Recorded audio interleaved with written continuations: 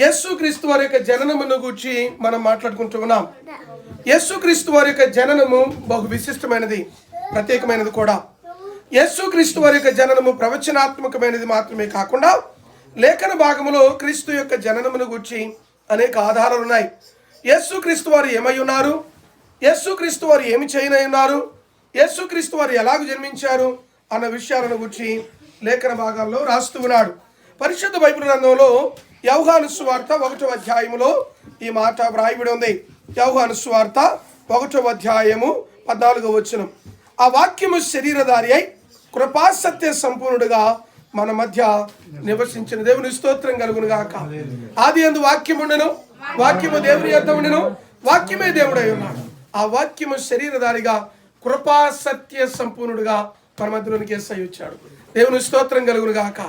ఆయన కృప మన మీద ఉన్నది, ఆయన సత్యమై ఉన్నాడు.